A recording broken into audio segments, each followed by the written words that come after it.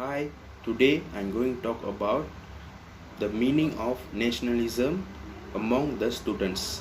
Nationalism among students typically refers to a strong sense of pride, loyalty, and attachment to one's country.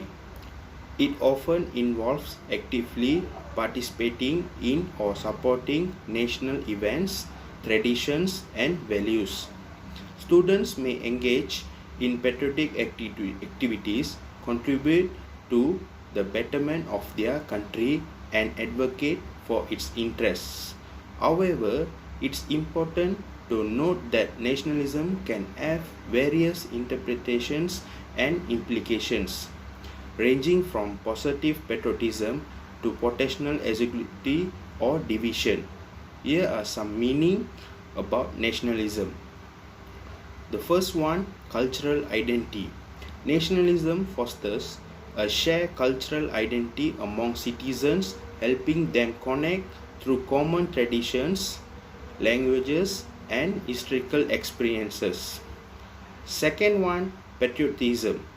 Nationalism promotes love and devotion for one's country, encouraging citizens to take pride in their nation's achievements and contribute to its well-being.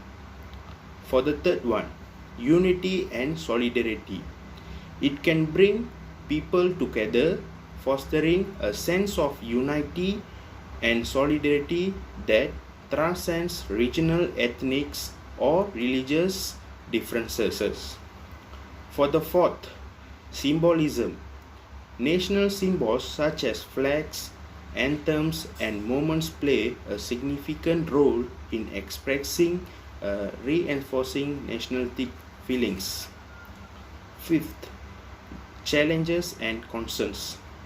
Extreme forms of nationalism may lead to exclusion of minorities, xenophobia, and conflicts with other nations. It's important to balance nationalism with respect for diversity and international cooperation. It's crucial to approach nationalism with a balanced perspective, understanding its positive aspects while remaining aware of potential drawbacks. Responsible nationalism respects diversity, promotes inclusivity, and contributes to be a peaceful, cooperative, global community. That's all from me. Hello, in this section of video, I will tell you guys a little bit about Malaysian history. So, the formation of Malaysia. The year 1963 marked the formation of Malaysia through the inclusion of Singapore, Sabah, and Sarawak into the Federation. However, this union was short-lived and Singapore became an independent nation in 1965 due to political and ideological difference. Ethnic and religious diversity. Malaysian society is characterized by its ethnic and religious diversity. Malay, Chinese, Indian, and indigenous people from the core of the population. This diversity has shaped the nation's cultural landscape, cuisine, festival, and traditions. However, it has also led to tensions and conflicts at times. During post-independence, Malaysia focused on economic development, particularly under the leadership of Prime Minister Tun Dr. Mahathir Mohamad. The country's new economic policy aimed to address economic disparities between ethnic groups, promoting affirmative action for the majority Malays, which is Bumiputra. This policy played a significant role in shaping the economic landscape of modern Malaysia. Industrialization and modernization. Malaysia's rapid industrialization and modernization, particularly in 1980s and 1990s, transformed the nation's economy and infrastructure. The government's vision in 2020 initiative introduced by Mahathir Mohamad aimed to make Malaysia a fully developed nation by the year of 2020. As Malaysia reflects on 66 years of history, it celebrates its achievement while acknowledging the challenge it has faced and continue to address. The memories of the past serve as a foundation for the country's ongoing journey towards progress, unity, and a shared future. That's all from me. Hey, my name is Azlan and I will explain about roles of civic education in nationalism. So, civic education plays a crucial role in fostering nationalism by helping citizens understand their rights, responsibilities, and the working of their government. It promotes a sense of national identity, pride, and unity by teaching about the nation's history, values, and symbols. Additionally, civic education encourages active participations in democratic process, which strengthens the connections between citizens and their country. And I think that is all for me. Thank you. Okay. Multimedia, which include various of content such as video, audio, image, and lastly text. Ah, and lastly text. Fun fact: multimedia have its own role in developing the new nationalism. But do we know it? So let me explain to you a few roles that multimedia can implement in order to develop a new nationalism. First, identity reinforcement.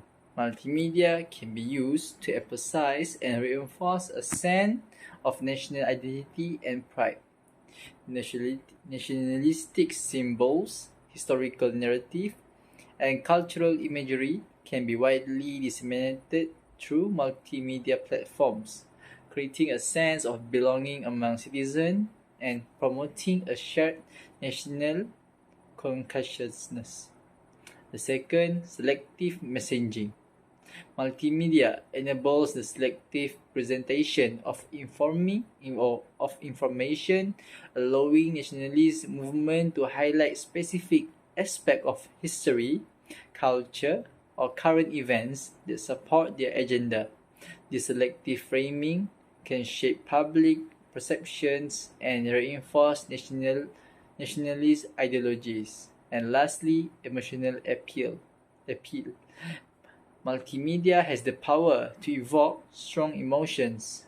Therefore, we need to bring the suitable emotion to our viewers so that it will in contradiction in the developing uh, the new nationalism, especially in our country, Malaysia. That's all from me. How to Thank show you. nationalism. Show respect whenever the national anthem of the Malaysia is being sung. This is a song in which we honor our ancestors who risked their life to liberate our country. Second, ask not what your country can do for you, but what you can do for your country. A famous quote by John F. Kennedy. This explains that you must not only look for service and expectation from the country, but instead we must serve for further improve the nation. The third way to show nationalism is it is advised to buy Malaysia-made products so that our fellow countrymen would be able to make a good living. Doing so would increase productivity rate here in our country and would decrease the growing poverty crisis. Fourth thing, treat your other fellow Malaysians with respect and equality, whether what social class they come from, what race. We must give them the warmth of being one of us and show their value as a true Malaysian citizen.